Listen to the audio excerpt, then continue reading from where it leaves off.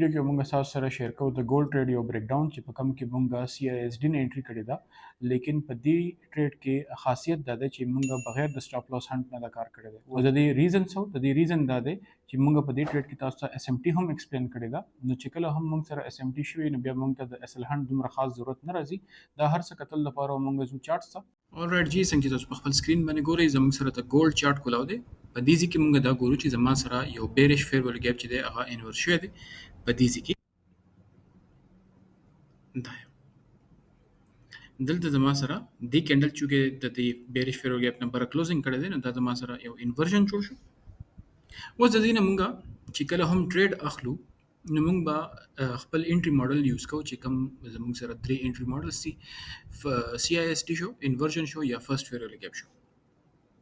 اوس په دې کې موږ چې کوم ماډل یوز کړی دی هغه د CISD، لیکن CISD د لپاره ضروری دی چې سره سټاپ لاس هانټینګ شوی او بیا د ډیسپلیسمنت سره هغه CISD شوی. اوس په دې دا چې کوم فرست سټیپ دلته مارکیټ راغلی دی، کومه واپس لاړ شو دلته دې ځکه دلته نو دا زموږ سره هغه فرست سټیپ حساب دی دا یو. او کومه وګورو نو دینه خو باقاعده سټاپ لاس هانټینګ هم شوی دی. نو په کار وا چې ما د خپل ټریډ انټری د دې ځینه اغسته وي، خاص د دې ځینه، لیکن هغه نه اغستلو شاته مقصد دا چې زما سره دلته ډیسپلیسمنت نه دی شوی. او چونکه ډیسپلیسمنت نه دی شوی نو بیا ما دا ټریډ سکپ کړو او لږ انتظار مې ورته وکړو چې یاره نیکسټ ټایم چې دی زه چې کله هم ما ته چانس ملاو شي زه بیا ټریډ واخلم. سمو د بعد مطلب 7 AM اراوند مونږ دا وکتل چې زموږ سره دلته SMT هم جوړه شوې ده. مطلب دا دی چې ګولډ خپل کی لیول کې دنه یو لو نه دا اغستی او سلور چې دی هغه اغستی ده. سیم ټایم باندې چې کوم لو دلته جوړه شو هغه سلور اغستی ده. نو بیا چې کله اگین نیکسټ ټرای باندې چې کله مونږ راغلو نو اوس مونږ دلته څه ګورو چې زموږ سره SMT شوی و نو دې ځل مونږ ته د سټاپ لاس هانټینګ ته ضرورت نشته. مونږ ته صرف دا کتلو ضرورت دی چې کی لیول ټاپ شي او د اغه نه اپوزیټ چې کوم کینډل دی دا اغه نه بر کلوزینګ وشي وذ ډیسپلیسمنت. نو تاسو وګورئ دلته زموږ سره ډیسپلیسمنت هم شوی دی، لا کلوزینګ بر نه دی شوی، لیکن یو FG زموږ سره اوريدي جوړ شوی دی.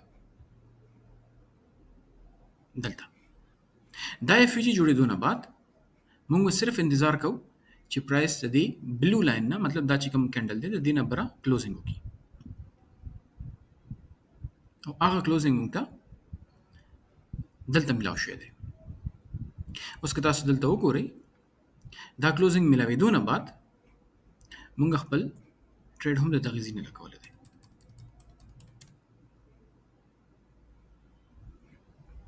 دا به زموږ سټاپ لاس راځي، ټارګټ چې دی به مونږ 2 هم ساتلی شو. د هغې نه بعد شوي څه دي او دې ځای کې زموږ هغه ټارګټ هیټ شو. اوس دغه ټریډ مونږ په خپل سیګنل ګروپ کې هم شیر کړو، که تاسو وګورئ دا زموږ هغه ټریډ و. اوکې دا هم مونږ شیر کړو، په خپل هم اغسته هم دی، دا غي سکرین شاټ در سره هم شیر کوم. که تاسو وګورئ دا زموږ د MT5 هغه سکرین شاټ دی. انټری لګه مونږ ته بهتره ملاو شوې ده او ټارګټ هم چې بیا دومره سترونګ کینډل چې کله جوړېدو دومره دا غزینه خپل ټي پی چې دی هغه بیا مونږ مخکې کړو. لیکن خبرې مقصد دا دی چې ټریډینګ چې دی هغه د ګیسینګ ورک نه دی. مونږ له پکار ده چې په دې ټول ټاپکس باندې ځان ډیپلی په ځان پوهه کو او خب چې څومره پریکټیس زموږ نه کېدای شي په دې باندې وکړو. ځکه چې ریل مارکیټ کې یو غلطي چې دا هغه سا اکاونټ خرابولی شي چې کله ته ریسک مینجمنټ نه فالو کې، چې کله ته ګیس ورک باندې ټریډینګ کې او چې کله ته ګیمبلینګ سټایل باندې کې، نو یو غلطي هم ستا پورا اکاونټ خرابولی شي.